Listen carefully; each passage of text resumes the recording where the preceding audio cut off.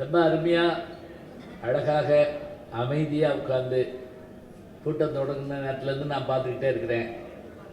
இப்படி கூட்டம்லாம் எனக்கு கிடைக்க மாட்டேங்குது அப்படின்னு கூட கவலைப்பட்டிருக்கேன். நான் பல ஊர்களில் போய் பேசி பழக்கப்பட்டிருந்தாலும் கூட அத்தனை பேர் அமர்ந்து இருந்து கேட்பது யாருடைய தலைமையில் என்பதை நான் பார்த்து மகிழ்ச்சி அடைந்தேன். இந்த அற்புதமான முன்னேற்ற பாதையில் முப்பெரும் விழா என்கின்ற மாபெரும் கருத்தரங்க நிகழ்ச்சியை ஏற்பாடு செய்து எப்போது தொலைபேசியில் அவர் கூப்பிடுவார் என்று தெரியாது. ஒரு முறை நான் லண்டனில் இருந்தப்ப இப்படிலாம் அடிக்கடி சொல்லுவேன். லண்டனில் இருந்தப்ப, அமெரிக்கா இருந்தப்ப, ஆஸ்திரேலியா இருந்தப்பன்னு சொல்லுவேன். நம்பணும், வேறு வழி கிடையாது. நான் பொய்யெல்லாம் சொல்ல மாட்டேன். ஒருவேளை சந்தேகமாக இருந்தால் நம்முடைய வணக்கத்துக்குரிய மேயர் அவர்கள் அமெரிக்காவுக்கு வந்திருந்தப்ப நான் போயிருந்தேன். அதையும் ஞாபகப்படுத்திடுறேன். அது எதுக்கு சொல்கிறேன் அப்படின்னா, லண்டனில் இருந்தப்ப அங்கே நமக்கு பகல் இரவு வேறுபடும். அதாவது அங்கே பிற்பகலில் தான் சூரியன் வருகிற நேரம். முதல்ல வருது நியூசிலாந்தில், அப்படியே வந்து ஆஸ்திரேலியா, இந்தியா இப்படி கூடி மேற்க போகிறப்ப மாலை ஆயிரும். நம்ம ஊர் நேரத்துக்கு நள்ளிரவு நேரமாக இருக்கிற அந்த நேரத்தில் அங்கே பகலாக இருக்கும்.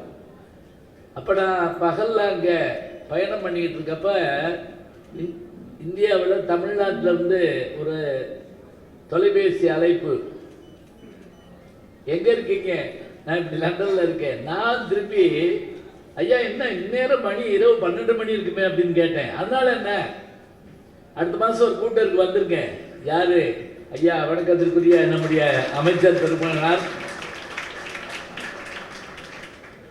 நம்முடைய அறநிலையத்துறையினுடைய அமைச்சர் அவர்கள் நீங்கள் வருகிற போது சொல்லிக் கொண்டிருந்ததை போல எப்போதும் செயல்பட்டு கொண்டிருப்பவர். இப்போ கூட நான் ஒரு கேள்வி கேட்டேன் அவர்கிட்ட. உடம்ப எப்போ பார்த்தாலும் ஒரே மாதிரியே வச்சிருக்கீங்களே, சில பேரை பார்த்த உடனே போன மாதம் பார்த்ததுக்கு இந்த மாதம் பார்த்து எப்படி இருந்த நீ இப்படி ஆகிட்டேன்னு இருப்போம் நம்ம. ஆனால் அவர் இருக்க காரணம் என்ன அப்படின்னா, இடையறாது ஓடிக்கொண்டிருக்கக்கூடிய ஒரு மனிதராக அவர் இருப்பதால் தான் நம்முடைய வணக்கத்துக்குரிய அமைச்சர் பெருமனார் அவர்கள் அவருடைய செயல்பாட்டின் கீழ் இயங்குகின்ற பெருமக்கள் எல்லோரும் சிறப்பாக இருக்கிறார்கள். அமைச்சர் அவர்களுக்கு என்னுடைய அன்பு பாராட்டை சொல்லி இந்த நிகழ்ச்சியிலே நான் பங்கு பெறுவதற்கு பெரிதும் காரணமாக இருந்து இதனை தலைமையேற்று சிறப்பித்திருக்கின்ற தலைமை செயற்குழு உறுப்பினர் வணக்கத்துக்குரிய BK மூர்த்தி அவர்கள்.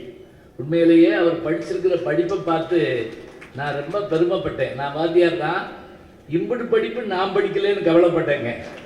எத்தனை படிப்பு! அதனால உண்மையாக கை தட்டலாம், தப்பு இல்லை. ஏன்னா நம்ம 8ஆவதுக்கு மேலே படிக்க விட மாட்டாங்க. ஏன்னு கேட்டால், உங்கள் மாமா 7ஆவது ஃபெயில் ஆகியிருக்கான், அவனுக்கு தான் உன்னை கட்டி கொடுக்க அவன் ஃபெயில் ஆனதுக்கு நம்ம என்ன பண்ணுவோம்? அவனுக்கு உன்னை கட்டி குடிக்க போகிறோம், நீ வந்து படிக்க போகக்கூடாது. அப்படி தானே இருந்துச்சு. இப்போ இந்த அளவுக்கு அவர்கள் சொன்னது போல MA, ML, MBA, MSc, MCom, BGT மற்றும் எல்லா படிப்பும் அவர் படிச்சிருக்கிறார்னு சொன்னால், இத்தனை கல்வியை வழங்கியிருக்கக்கூடிய நம்முடைய கல்விக்கெல்லாம் காரணமாக இருக்கின்ற முப்பெரும் தலைவர்களை நாம் பாராட்டி அவர்கள் கற்றுக்கக்கூடிய அந்த கல்விக்கு என்னுடைய வாழ்த்துரை சொல்லி, இந்த நிகழ்விலே எனக்கு முன்பாக பேசி நம்ம எல்லாம் வரவேற்ற சட்டமன்ற உறுப்பினர் அவர்களுக்கு என்னுடைய அன்பு பாராட்டை சொல்லி, அதே போல் ஐயா இந்திரஜித் அவர்கள், நான் அவருக்கு எப்பவுமே ரசிகன். என்ன அழகாக பேசுகிறாரு. என் பேரை இவ்வளவு தூரம் வேறு யாரும் சொன்னதே கிடையாது. வரிசையாக நான் யாராவது புகழ்ந்தா கொஞ்சம் கூச்சமாக இருக்கும். ஆனால் இவர் பேசுனா நல்லா இருக்கு, இன்னும் கொஞ்சம் நேரம் பேசட்டும் அப்படின்னு சொல்லி, அது சும்மா புகழ்றது இல்லைங்க, நல்ல தமிழ் பேச வருது புகழ்றாரு. இப்போ சில பேர் பேச வந்து நான் வந்து உங்களிடத்திலே வந்து எதற்காக வந்து எப்பா போது வந்துட்டு இல்லை பேச அப்படின்னு சொல்லுவோம். வந்து அப்படியே மோதனுங்க. பேரறிஞர் அண்ணாவை சொல்வார்கள், பேச்சு வந்து எனக்கு முன்னாடி நான் என்னைய சொல்லுன்னு அந்த வார்த்தைகள் வந்து நிற்குமா? வார்த்தையை தேடி பேசுபவர்கள் ஒரு புறம், வார்த்தை வந்து வரிசை கட்டி நிற்பது ஒரு புறம் என்றால் அத்தகைய பெருமை மிகுந்தவர் தான் பேரறிஞர் அண்ணா.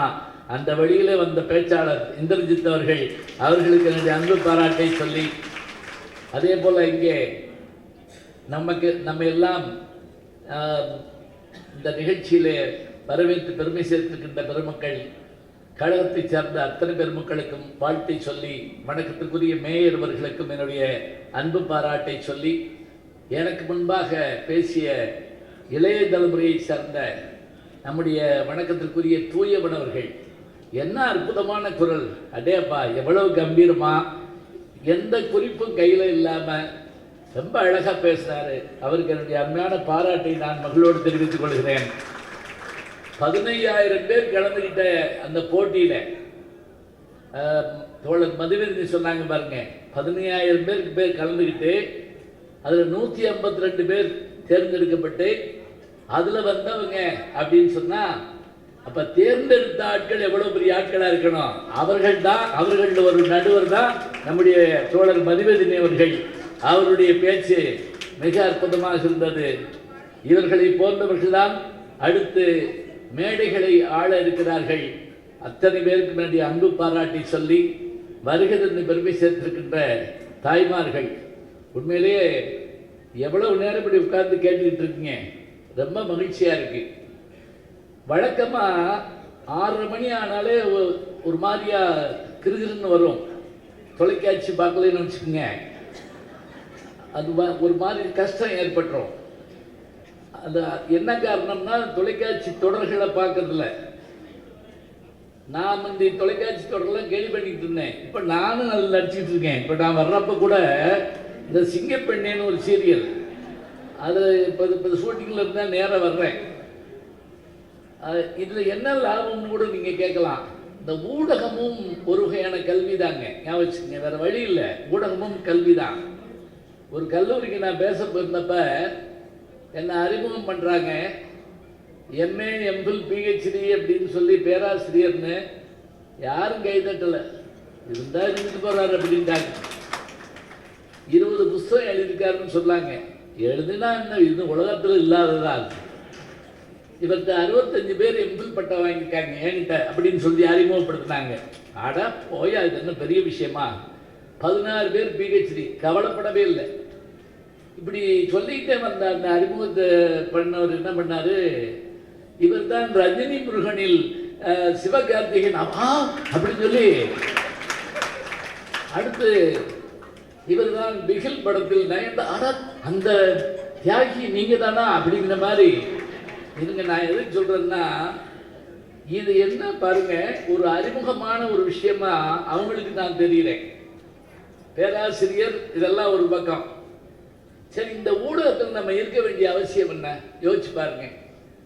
நான் சன் டிவியில் சுட்டி டிவின்னு ஒன்று இருக்கு, இப்போ சமயத்தில் அது கொஞ்சம் அதிகமாக வருதில்ல. அதில் குழந்தைகளுக்கான நிகழ்ச்சியில் பொம்மையும் திருக்குறளும்னு ஒரு நிகழ்ச்சி நான் அதை பேசிகிட்டு இருப்பேன். கார்ட்டூன் கேரக்டர்களுக்காக நான் பேசுவேன். ஒரு திருமண வீட்டுக்கு போயிருந்தேன், பெரிய கூட்டம். நான் பேசி முடிச்சுட்டு உட்கார்றப்ப ஒரு 6 வயசு குழந்தைங்க அவங்க அப்பா அம்மாட்டிருந்து இறங்கி வந்து என்கிட்ட, நீங்கள் தானே சுட்டி டிவியில் திருக்குறள் பேசுறீங்க, 6 வயசு பிள்ளை, ஞாபகம் வச்சுக்கோங்க, 6 வயசு பிள்ளை. ஆமாம் நீ கேட்பையான்னு கேட்டேன். ஆமாம் நான் கேட்பேன், உங்களை ரொம்ப பிடிக்கும், என் தம்பிக்கு உங்களை ரொம்ப பிடிக்கும். இதுக்கே 6 வயசு. அவங்க தம்பி அவனை கூப்பிட்டு வந்துருச்சு, அவனுக்கு 4 வயசு. அவன் என்னை ஏறங்க பார்த்துட்டு நீ நல்லா பேசுற அப்படின்னா, அவனே அன்னைக்கு தான் பேச ஆரம்பிச்சிருக்கான். ஞாபகம் வச்சுக்கங்க, அந்த குழந்தைகளையும் ஈர்க்கும் அளவிற்கு என்னால் பேச முடிகிறது என்றால் நம் மொழியினுடைய பெருமையை தெரிந்து கொள்ளுங்கள். கற்றவராயினும் கல்லாதவராயினும் குழந்தைகளாயினும் இளைஞர்களாயினும் முதியோராயினும் தமிழ் நம்மை ஈர்க்கின்றது. அதுதான் சிறப்பு. எனக்கெல்லாம் என்ன பெரிய முயற்சி தெரியுங்களா, தந்தை பெரியார் அவர்களுடைய பெருமைகள் எல்லாம் சொன்னாங்க. அவர் வரலாறுல நீங்க படிக்கணும். படிக்கிற போது அதில் வரக்கூடிய செய்திகள் இருந்தால் அதை குறித்து வச்சுருக்கணும். பேசுறதுக்காக இல்லைங்க, கொஞ்சமாவது நடக்கிறதுக்காக தான். ஒரு கல்யாண வீட்டுக்கு சாப்பிட இதுக்கு போயிருந்தார், பேசுறதுக்கு நடத்தி வச்சார். சுயமரியாதை திருமணங்கள் நடத்தி வச்சுட்டு சாப்பாடு போட்டாங்க. அப்போ எல்லாம் தரையில் உட்கார்ந்து சாப்பிடணுங்க. தரையில் உட்கார்ந்து, அது நல்ல பழக்கம் கூட. நல்லா சொன்னால் கூட்டமே தரையில் தான் உட்கார்ந்து கேட்பாங்க. மணலில் உட்கார்ந்து கேட்கறது வழக்கம்.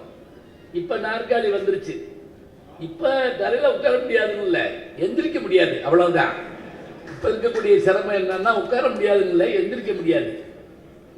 இப்போ நம்ம அந்த உணவு பரிமாறி சாப்பிட்டுட்டு வெளியில் போய் கை கழுவுறதுக்கு ஒரு தொட்டியில் தண்ணி வச்சு ஒரு சின்ன பையனை வேலைக்கு போட்டிருப்பாங்க. அந்த பையன் என்ன பண்ணுறான், தந்தை பெரியார் வந்தபோது அவருக்கு கை கழுவ தண்ணி ஊற்றுறான். அவர் போதும்டா, போதும் போதும் போதும் போதுங்கிறாரு. அவன் பாட்டு ஊற்றிக்கிட்டே இருக்கான். அவனை முதுகில் லேசாக தட்டினாரு. ஏலே, பின்னாடி தண்ணியை விலைக்கு வாங்க போறீங்கடா. சொன்னது எப்போ தெரியுமா? 80 ஆண்டுகளுக்கு முன்பாக தண்ணீரை விலை கொடுத்து இவர் தாங்க சமூக விஞ்ஞானி, ஞாபகம் வச்சுக்கோங்க. தண்ணியை இன்னைக்கு நீங்கள் யாருக்காவது இந்தியெல்லாம் போனால் தண்ணி குடிக்கிறதான்னு கேட்டோடனே செம்பில் கொண்டு வந்து கொடுப்பாங்க. இப்போல்லாம் என்ன, நம்ம என்ன செய்ய வேண்டியிருக்கு, கடைக்கு போனால் கூட தண்ணீர் பாட்டில் வாங்கி போக வேண்டிய சூழல் இருக்குது. இதை சொல்கிறார் அவர். அத்தனை ஆண்டுகளுக்கு முன்பாக அதை சிந்திக்கக்கூடிய ஆற்றல் அவர்கிட்ட இருக்குது. பேரறிஞர் அண்ணா அவர்கள் அழகாக சொன்னாங்க பாருங்க. அவர்களுக்குள் என்ன திருவிடை இருந்தது, தேர்தலை பற்றி அவர் கவலைப்படலை தந்தை பெரியார். ஆனால் அண்ணா அவர்கள் திராவிட முன்னேற்ற கழகத்தை தொடங்குகிற போது மக்களை சந்திப்பதற்காகத்தான் இருக்கணும். அதுவும் அவருடைய முதல் கையெழுத்து என்னதுங்களா, அது வரைக்கும் நடந்த சுயமரியாதை திருமணங்கள் அரசாங்கத்தால் ஏற்றுக்கொள்ளப்படலை. அதில் சொத்துரிமை கிடையாது, அதில் 1000 பிரச்சனைகள் இருந்தது. அது முதல் கையெழுத்து போட்டுட்டு பேரறிஞர் அண்ணா போய் சொல்றாரு யார்கிட்ட, தந்தை பெரியார்கிட்ட, நாங்கள் இதற்காகத்தான் தேர்தலில் நின்றோம். இதுவரை பேச்சாக இருந்தது இன்றைக்கு சட்டமாக மாறியிருக்கிறது. இந்த சட்டத்தில் நான் கையொப்பமிடுவதற்கு நான் தேர்தல் நின்று ஜெயித்தேன். அது மட்டும் இல்லைங்க, பேரறிஞர் அண்ணா அப்படின்னொன்னே ஏன் அவர் பேரறிஞர்னு சொல்றாங்க அப்படின்னா, எதிரிகளும் ஈர்க்கக்கூடிய ஆற்றல் அவர்கிட்ட உண்டு. ஒரு திருக்குறள் கேள்விப்பட்டிருப்பீங்க, கேட்டார் பிணிக்கும் தகையவாய் கேளாரும் வேட்பம் ஒழிவதாம் சொல். ஒன்றும் பயப்படாதீங்க, நான் பொருள் சொல்லிடுறேன். படக்குன்னு சொன்ன உடனே பல பேருக்கு முகம் மாறுது. ஜென்மத்துக்கும் கேள்விப்படலையோங்கிறதுனா நினைக்கப்படாது. இருந்துச்சு, சாய்ஸில் விட்டுருப்போம். சரியா? இது என்ன அர்த்தம்னா, பேச்சு எப்படி அமையணும், கேட்டுக்கிட்டு இருக்கால கட்டி போடணும். சரியா? கட்டி போடணும்னு என்ன கயர்ல இல்லை, பேச்சில். கேளாருன்னா என்ன அர்த்தம்னா, கேட்காதவங்கன்னு மட்டும் இல்லைங்க, எதிரியாக இருந்தாலும் கூட அவனையும் கேட்குமாறு செய்வதுதான் பேச்சான். கேளாரும் வேட்பம் மொழிவதாம் சொல். நான் ஒரு கூட்டத்தில் பேசிட்டு இருக்கேன். கிராமத்துல எல்லாம் பார்த்தீங்கன்னா மேடையெல்லாம் இருக்காது, சும்மா சாதாரணமாக ஒரு இதில் உட்கார வச்சு பேச வைப்பாங்க. அதில் ஒருத்தர் பைக்கில் இங்கிட்டு போனார், அப்புறம் இங்கிட்டு போனார், அப்புறம் இங்கிட்டு போனார். பேச்சை கேட்டுக்கிட்டே போயிருப்பார் போட்டிருக்கு. அப்புறம் நின்று கேட்டார், அப்புறம் ஸ்டாண்டு போட்டு கேட்டார், அப்புறம் பூட்டிட்டு வந்து உட்கார்ந்து கேட்டார். வண்டியில் போகிறவரை இழுத்து பேச உட்கார வைக்க முடியும்னு சொன்னால் அதுதான் கேட்டார் பிடிக்கும் தகைவாய். அது என்ன, நம்ம தமிழ் அப்படி இருக்குது. அதில் கேட்டுக்கிட்டு இருக்கால கட்டி போடணும். கேட்காதவங்க எதிரியாக இருந்தாலும் அவங்கள விரும்பி கேட்க வைக்கணும். இந்த பேச்சு கட்டி போடுறதுன்னு சொன்னல, ஒரு ஊரில் பேச்சாளனை கட்டி போட்டுருக்காங்க. இனிமேல் நீ எங்கேயும் போய் பேசக்கூடாது, அவ்வளோ மோசமாக பேசுகிறவங்க இருக்காங்களா? ஒருத்தர் தற்கொலை பண்ணி சாகலாம்னு கடற்கரையை நோக்கி ஓடிட்டான். அந்நேரம் இப்படி ஒரு பேச்சை கேட்டான். அப்படியே யூட்டர்ன் எடுத்து வந்து இங்கே உட்காந்துட்டான். பேச்சாளரே உத்து பார்த்துக்கிட்டே இருந்தான். பேசி முடிக்கவும் அவர் காலில் விழுந்துட்டான். என்னன்னு கேட்டார். தற்கொலை பண்ணி சாக தெரிஞ்சேன், உன் பேச்சை கேட்டேன், திரும்பி வந்துட்டேன். இவர் இவனை கட்டி பிடிச்சிக்கிட்டார். அவ்வளவு நல்லா பேசினா, உன் தற்கொலையை தடுத்தனா, ஏன் திரும்பி வந்தேன்? நீ எல்லாம் உயிரோடு இருக்கப்ப நான் ஏன்டா சாவினேன்? நீ பேசிய கொள்ற, நீ இருக்கப்ப நான் சாவனா? இது என்ன தெரியுங்களா? இது நகைச்சுவைக்கெல்லாம் இல்லைங்க. அந்நாட்டு அப்படி என்ன பேச்சாளர் இருந்துச்சு? வெறும் வார்த்தை விளையாட்டா? கல்லூரிகளில் பேச கூப்பிடுறப்ப அங்க இருக்கிற பேராசிரியர் பெருமக்களை திகைத்து போகும் வண்ணம் அவருடைய பேச்சு அமையும். அதான் சிறப்பு. பல முறை நீங்க கேட்டிருந்தாலும் சொல்றேன், ஒரு கல்லூரிக்கு பேச போடும் போது மேடைக்கு வரைக்கும் அவருக்கு தலைப்பு கொடுக்கல. மேடைக்கு வந்த உடனே என்ன தலைப்புன்னு கேட்கிறாரு. அப்போ ஒரு சின்ன பேப்பர்ல கொடுக்குறாங்க. வாங்கி பார்த்தா நத்திங், ஒன்றுமில்லைன்னு இருக்கு. நன்றின்ட்டு போயிடல, ஒன்றுமில்லைங்கிற தலைப்புல 1.5 மணி நேரம் பேசுறாரு. சில பேர் பேசுனா ஒண்ணும் இருக்காது, அது வேற விஷயம். இவர் பேச்சு நத்திங் எப்படி அப்படிங்கிற விஷயத்தை அவர் பேசுறாரு. ஏன்னா கற்ற கல்வி, படிச்ச படிப்பு, அறிவு. ஒரு கல்லூரியில் பேசி முடிச்சுட்டு மாணவர்கள் பார்த்து உங்களை கேள்வி கேட்கவான்னு கேட்டார். இது நியாயமும் கூட. இப்போ மேல்நாடுகள் என்ன தெரியுங்களா, பேசிட்டு உடனே போயிட முடியாதுங்க. 20 நிமிஷம் பேச்சுன்னா 10 நிமிஷம் 15 நிமிஷம் பேச்சு, 5 நிமிஷம் கேள்வி பதில். இங்கேயும் கூட அப்படி வந்தால் ரொம்ப பேர் பேச்சு சொல்லி விட்டு ஓடி போயிடுவாங்க. கேள்வி கேட்கணும். இப்போ கேட்டால் தான் நமக்கு நல்ல விஷயங்கள் வரும். நான் பார்த்துருக்கேன் கல்லூரியில் எந்திரிச்சு பேசுறதுக்கு பயமா இருக்கும். எந்திரின்னா நெஞ்சு வலி வந்துடும் சில பேருக்கு. எந்திரின்னா போதும். அப்புறம் எப்படி நம்ம மேடைக்கு வந்து பேசுறது சொல்லுங்க பார்க்கலாம். ஃபர்ஸ்ட் இயர் படிக்கிற ஒரு மாணவர், முதலாண்டு மாணவனும், உன் பேர் என்னன்னு கேட்டேன். வேற ஒன்றும் இல்லை நான். அவன் எந்திரிச்சு மூஞ்சிலாம் தொடச்சு விட்டு, நான் நேற்று லீவ் சார் அப்படின்னா. இப்படி ஒரு பேரை வைப்பாங்க. என்ன தெரியுமா, பேரை சொல்ல பயமுங்க. இப்போ இந்த இதெல்லாம் எதுக்கு தெரியுங்களா? நடுக்க வெளியே தெரியாமல் இருக்கத்தான். இதை பிடிச்சிக்கிட்டோம்னா நடுக்க வெளியே தெரியாது. பேசுறது சும்மா. திருவள்ளுவர் சொல்லுவாருங்க, பகையஞ்சி சாவார் சிலர், அவையஞ்சி சாவார் பலர் அப்படிம்பாரு.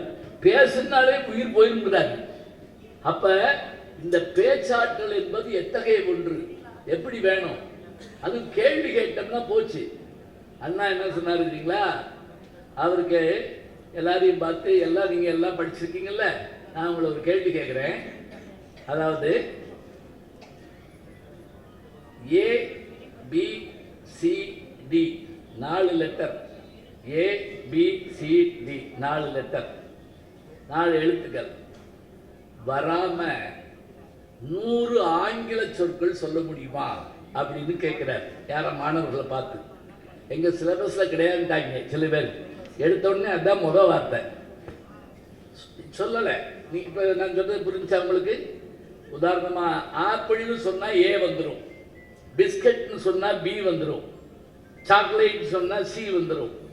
ஏ வரக்கூடாது, பி வரக்கூடாது, சி வரக்கூடாது, டி வரக்கூடாதுன்னு அண்ணா சொல்றாரு. சொல்லுங்க.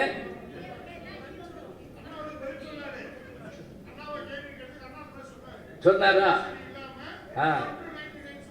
சொன்னாரு.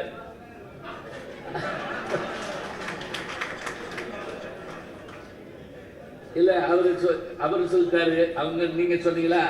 ஆமா. மற்றவங்கள யோசிச்சு வச்சுக்கோங்க. ஒன்றும் இல்லை. இந்த 4 எழுத்து வராம 100 வார்த்தை, 1 2ன்னா பரவாயில்லைங்க, 100 வார்த்தை சொல்லணும். எல்லாரும் அமைதியா இருக்காங்க. உடனே என்ன சொன்னாரு, ஆசிரியர் பெருமக்களும் இதில் கலந்து கொள்ளலாம்னாரு. பல பேர் இன்னைக்கு லீவ் போட்டுக்கலாமான்னு யோசிச்சாங்க. என்னட்டா இப்படி போய் கேட்டுக்கிட்டாரு அப்படின்னு. அப்புறம் அண்ணா என்ன பண்ணாரு, அங்கே ஆங்கில இலக்கியக்கூடிய ஒரு படிக்கக்கூடிய மாணவர் மேடை கூப்பிட்டு, நீங்கள் பதில் சொல்கிறீங்க இல்லைன்னா எனக்கு தெரியாதுன்னு அவர் சொல்கிறாரு. நான் உங்களை பதில் சொல்லலை, 1 2 3 தெரியுமான்னு கேட்டிருக்காரு. 1 2 3 ஆங்கிலத்தில். அது நான் சொல்லுவேன், எங்கே சொல்லுங்க அப்படின்னாரு. உடனே அவர் சொல்ல ஆரம்பித்தார். 1 2 3 4 5 6 7 8 9. நல்லா கவனிச்சுங்க. 99 வரைக்கும் அந்த பையனை சொல்ல விட்டார் அண்ணா. 99 வரைக்கும் சொல்றாரு. இப்ப 100 சொல்லி இந்த 99 வரைக்கும் ஆங்கில அந்த வரிசையில ஏ கிடையாது, பி கிடையாது, சி கிடையாது, டி கிடையாது. நல்லா யோசிச்சு பார்த்துருக்கேன். 1 இருக்கா, 2 இருக்கா, 3 இருக்கா, 4 இருக்கா? இல்ல. 99 வரைக்கும் கிடையாது. இப்ப 100 சொல்லிட்டாங்கன்னு வச்சுக்கங்களேன். அதுல ஏ இருக்கு, டி இருக்கு. இப்ப அவன் 99 சொல்லி முடிச்ச உடனே 100 சொல்ல விடல. அண்ணா என்ன பண்ணாரு தெரியுமா? ஸ்டாப் அப்படின்னாரு. அதான் 100வது சொல். அதுல ஏ கிடையாது, பி கிடையாது, சி கிடையாது, டி கிடையாது. இதுதாங்க அறிவு. அறிவு அற்றங்காக்கும் கருவி, செல்வார்க்கும் உள்ளடிக்கலாக அரண். என்னுடைய அறிவு என்பது என்ன, உங்களுடைய அறிவு என்பது என்ன, நம்முடைய அறிவு என்பது என்ன என்றால் நம் எதிரிகளால் பறித்து கொள்ள முடியாத ஒன்று. ஞாபகம் வச்சுக்கோங்க. இன்னைக்கு நீங்க உலகத்தையே ஆளக்கூடிய அளவுக்கு நம்முடைய தமிழர்கள் வந்திருக்கிறாங்க. ஞாபகம் வச்சுக்கோங்க. கூகுள் நிறுவனத்தினுடைய சிஇஓவாக சுந்தர் பிச்சை எத்தனை கோடி சம்பளம் நம்மளால கணக்கு போட முடியல, அவ்வளவு கோடி. அந்த கூகுள் நிறுவனத்தையே வாங்குற அளவுக்கு இன்னொரு தமிழன் பரப்பிட்டு வந்திருக்காரு, அரவிந்த் சீனிவாசன் சொல்லிட்டு. நான் என்னுடைய யூடியூப்ல அதை பத்தி போட்டிருந்தேன். என்ன தெரியுங்களா, பெர்பெக்சிட்டின்னு ஒன்று சொல்றான். இப்ப நீங்க வேற ஒன்றும் வேண்டாம், முந்தையெல்லாம் மாதா பிதா குரு தெய்வம் சொல்லுவோம். இப்ப அதோட ஒண்ணு சேர்த்துக்கிற வேண்டியது, மாதா பிதா குரு கூகுள் தெய்வம் அப்படிங்கிறாங்க. எதா இருந்தாலும் அதுக்கு கேட்டா பதில் சொல்லி கொடுது. அதுபோல ஆர்டிபிஷியல் இன்டெலிஜென்ஸ் சொல்லக்கூடிய ஏஐ சொல்றோம்ல, ஆர்டிபிஷியல் செயற்கை நுண்ணறிவு. செயற்கை நுண்ணறிவுனா என்ன? ஒரு சின்ன உதாரணம் சொல்றேன்.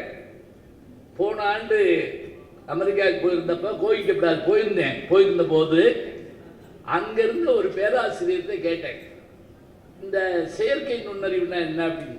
அவர் எனக்கு என்ன பண்ணாருன்னா, நாங்கள் தங்கியிருந்தது ஒரு 60-70 மாடி கொண்ட ஒரு இதில் தங்கியிருந்த ஹோட்டலில் என்னை உட்கார வச்சு அவருடைய அந்த சிஸ்டத்தில் அவர் இதை ஆப்பை இறக்கினார். என்கிட்ட கேட்டார், உங்களுக்கு கவிதை எழுத தெரியுமான்னாரு. பழக்கம் இல்லை, இருந்தாலும் சொன்னால் சொல்லிடுவேன் அப்படின்னேன். ஒரு கவிதை சொல்லுங்கன்னாரு. உடனே நான் இப்போ எழுதுன ஒரு கவிதையை சொன்னேன். இதை இசையமைப்பவான்னு கேட்டாங்க. ஏங்க கவிதையே பத்தியா எழுதியிருக்கேன், இசையமைக்க எனக்கு தெரியுமா அப்படின்னேன். இல்லைங்க, இதை நீங்கள் இயல் ஞாபகம் வச்சுக்கோங்க. இயல் இசை நாடகம் முத்தமிழ் சொல்கிறோம்ல. இயல்னா என்ன? பேச்சு. இசைன்னா பாட்டு, நாடகம்னா நடிப்பும் பாட்டும். சரியா? இப்போ நீங்கள் சொன்னதை இசை வடிவாக மாற்றி காட்டுவோமா? மாற்றிடலாம். எப்படி மாற்றுறதுன்னு நான் கேட்டேன். என்ன மாதிரி இதில் கருவிகள் வேணும்னு கேட்டார். ஒரு புல்லாங்குழல் இருந்தால் நல்லா இருக்கும்னு.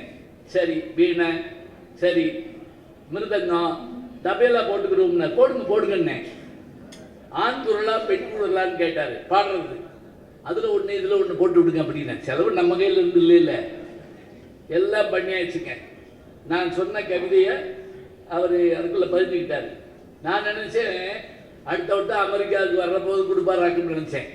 13 செகண்ட் ஞாபகம், 13 செகண்ட் நான் சொன்ன கவிதையை அந்த ஏஐ செயற்கை நுண்ணறிவு 6 மெட்டில் பாட்டு போட்டு கொடுத்துச்சுங்க. நீங்கள் நம்ப மாட்டீங்கன்னு சொன்னீங்கன்னா செல்போனில் வச்சுருக்கேன், இப்போ உங்களுக்கு போட்டு காட்டிடுவேன்.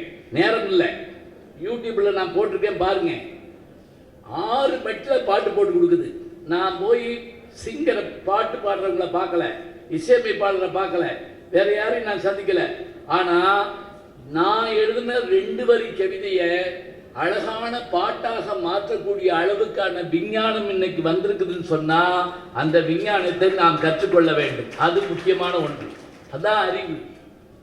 இப்ப சொன்னாங்க பாருங்க, பெண் கல்விங்கிறது எவ்வளவு முக்கியம், அது ஏன் படிக்கணும். நான் கல்லூரி பேராசிரியர் இருக்கப்ப, ஓய்வு பெற்று 10 வருஷம் ஆச்சு. பேராசிரியராக இருக்கிறப்ப கல்லூரியில் தொடர்ந்து ஆப்சென்ட் ஆகிற, வருகை பதிவில் வராத பையனோ பொண்ணையோ நான் பார்ப்பேன். எனக்கு ஒரு விஷயம் கட்டாயமாக தெரியும். என்ன தெரியுங்களா? பையனாக இருந்தால் அவனை படிக்க வச்ச யாரோ இல்லாமல் போயிட்டாங்க. பொண்ணாக இருந்தால் அந்த பிள்ளையை கல்யாணம் பண்ணி வச்சுருப்பாங்க, இல்லாட்டி வேற அதை படிக்க விடாமல் பண்ணியிருப்பாங்க. நான் பையனாக இருந்தால் அவங்க வீட்டுக்கு கூப்பிட்டு வந்து நான் படிக்க வைப்பேன் என்னுடைய காசில். இன்னைக்கு வரைக்கும் நான் அதை செஞ்சிட்டு இருக்கேன். ஒன்று. பெண்ணாக இருந்தால் அதே போல் நான் என்ன செய்வேன்னா, அவர்களுக்கு என்ன இடர்பாடுன்னு பார்ப்பேன். என்கிட்ட படித்த ஒரு பொண்ணு எம்ஏ படிக்குது, திடீர்னு வரல, போய் கேட்டால் கல்யாணம் ஏற்பாடு பண்ணியாச்சுங்கிறாங்க. இப்போ நான் போய் பேசுகிறேன், இல்லை இப்போ படிக்கட்டும், 1 வருஷம் முடித்தா அந்த பிள்ளை வேலைக்கு வந்துடும். இல்லை அவங்க வீட்டுக்காரத்தை கேட்கணும், ஏம்மா இன்னும் கல்யாணமே ஆகலை இல்லைன்னு. இல்லை இருந்தாலும் நாங்கள் சொல்லிட்டோம். நான் விடலை, அங்கேயும் போய் கேட்டேன். அவங்க பின்வாங்குறாங்க, படிக்க வைக்க நம்மளும் சொல்லிடுவாங்களோ அப்படின்னு.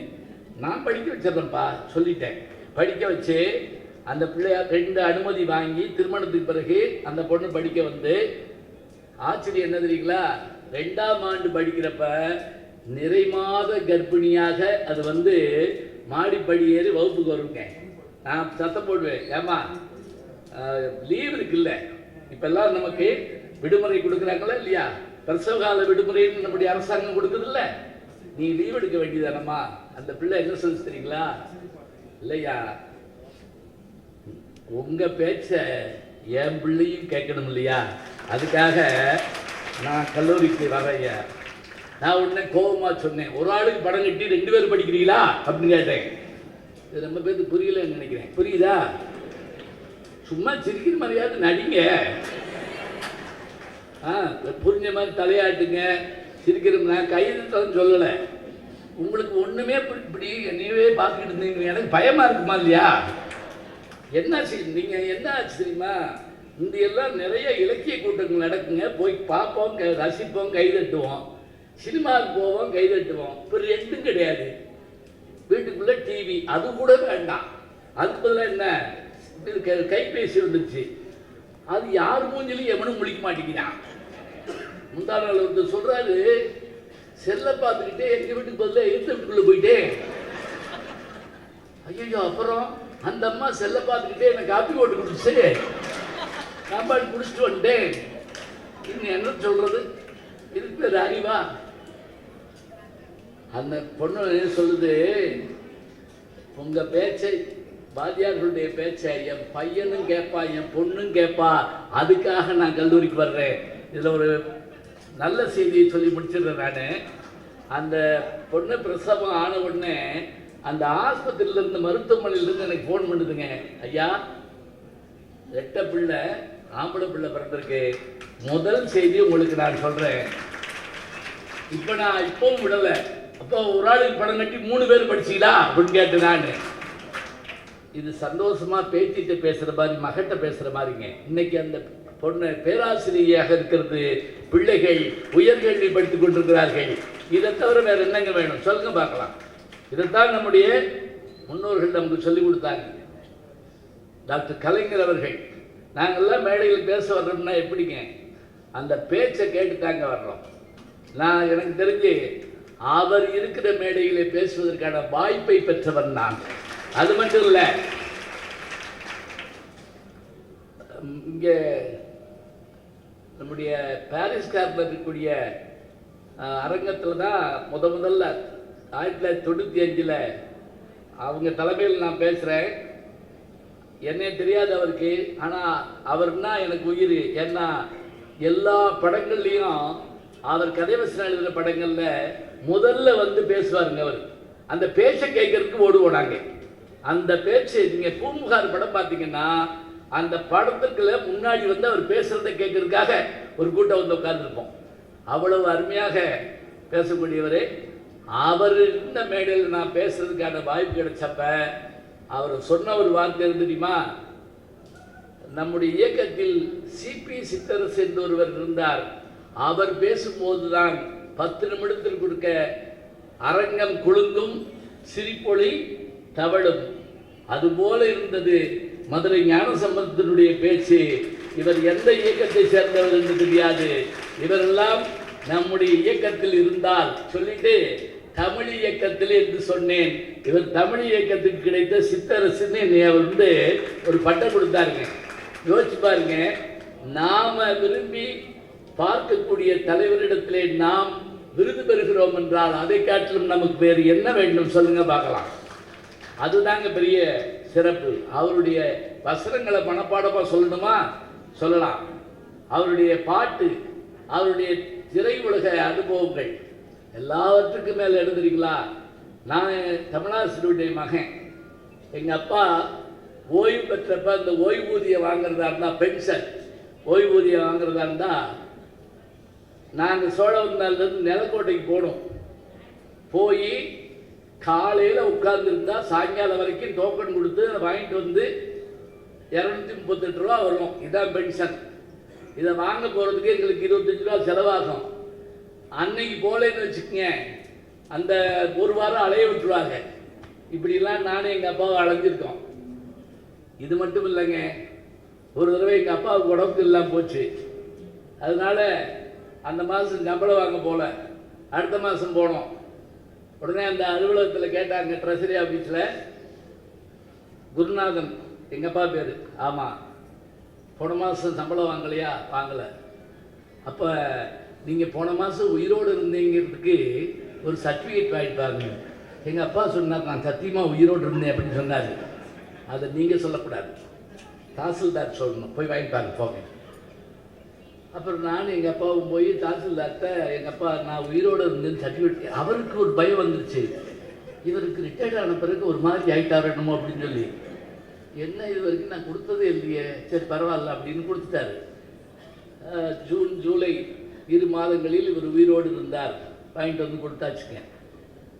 வாங்கின அதிகாரி, என்ன 2 மாதத்துக்கு சேர்த்து வாங்கிட்டீங்க, ஜூனில் உயிரோடு இருந்தீங்க, ஜூலையில் உயிரோடு. இப்படி இருந்த இந்த அலைக்கழிப்பு முழுவதும் எப்போது மாறியதென்றால், டாக்டர் கலைஞர் அவர்கள் வந்து ஓய்வு பெற்றவர்கள் அழைத்து தெரிய வேண்டாம், அவருடைய வீட்டுக்கே பணம் வரட்டும் என்று அவர் சொல்லுகிறார் என்று சொன்னால் அப்படியான ஒரு பெருமை அவருக்கு உண்டுங்க. இன்றைய நம்முடைய தமிழக முதல்வர் ஐயா அவர்கள் ஒரு கூட்டத்தில் நான் பேச வந்திருந்தேன். ஐயா தான் ஏற்பாடு பண்ணியிருந்தாங்க. வள்ளலாருடைய 200வது ஆண்டு அந்த விழாவில் நான் பேச வந்திருந்தேன். பேசி முடிச்சுட்டு நின்றுட்டு இருந்தப்ப முதல்வர் வந்தாங்க. நான் வணக்கம் சொன்னோடனே வந்து என்கிட்ட, நான் இரவு உறங்குவதற்கு முன்பாக உங்களுடைய ஒளிநாடாவை கேட்பேன், அந்த மகிழ்ச்சிகரமான செய்தியோட நான் மன நிம்மதியாக உறங்குவேன்னு சொன்ன உடனே எனக்கு என்ன பெரிய மகிழ்ச்சி தெரியுங்களா? நமக்கு இந்த பெருமையை காட்டில் வேறு என்ன பெருமை வேண்டும் என்று நான் மகிழ்கிறேன் என்று சொன்னால், அவருடைய அந்த பெருமை என்னை வந்து என்கிட்ட சொல்லணும்னு என்னங்க இருக்குது, வந்து என்னை பார்த்து சொல்கிறார். அதே போல் நம்முடைய துணை முதல்வர் அவர்கள், அவரோடு நான் ஒரு திரைப்படத்தில் நடிச்சிருக்கேன், அவருக்கு மாமனாராக நடிச்சிருக்கேன். இப்போ பாருங்கள், 3 தலைமுறை அந்த குடும்பத்தோடு எனக்கு தொடர்பு இருக்கிறது. காரணம், தமிழ் என்ற ஒரு பெருமை, அறிவு என்ற ஒரு சிறப்பு. இந்த வகையான பெருமையை மீண்டும் மீண்டும் புதுப்பித்துக் கொள்வதற்கு இதை போன்ற மேடைகள் எனக்கு தொடர்ந்து கிடைக்க காரணமாக இருக்கின்ற நம்முடைய அமைச்சர் ஐயா அவர்களுக்கு மீண்டும் நன்றியை சொல்லி, அவருடைய செயல்பாடு ஒன்று அவர் விரும்ப மாட்டாருந்தால் நான் சொல்கிறேன். நான் இப்போ போய் இந்த பென்ஷன் வாங்கினா, இப்போ பென்ஷன் வாங்குறேன் இல்லையா, வாங்க போகிறப்ப அங்கேருந்து அதிகாரி, ஐயா எங்கள் ஊர் கோயில் ஒன்று புதுக்கோட்டைக்கிட்ட இருக்குது, அதை கட்டுறதுக்கு கொஞ்சம் நிதி வேணும், நான் நீங்கள் டொனேஷன் தரட்டுமான்னு கேட்டேன். நீங்கள் தர வேண்டாம், அறநிலையத்தில் சொன்னால் போதும் அப்படின்னாரு. சரி, நான் அவர்கிட்ட அந்த இது வாங்கிட்டு வந்தேங்க. முதல் கூட்டத்துக்கு என்னை பேச கூப்பிட்டப்ப அந்த இதை நான் கொடுத்தேன். கொடுத்த ஐயாட்ட வாங்கி எப்படி வச்சுருங்க அப்படின்னு கொடுத்தாரு. ஆச்சரியம். அடுத்த மாதம் நான் போய் அவரை பார்க்குறேன். அவர் ஒடியாந்து என் கையை பிடிச்சிட்டு, ஐயா நாங்கள் கோயில் கட்டுறதுக்கான பெருந்தொகையை அரசாங்கம் கொடுத்து விட்டது. இங்கே பாருங்க, அவரையே எனக்கு அந்த மாதம் தான் தெரியும்.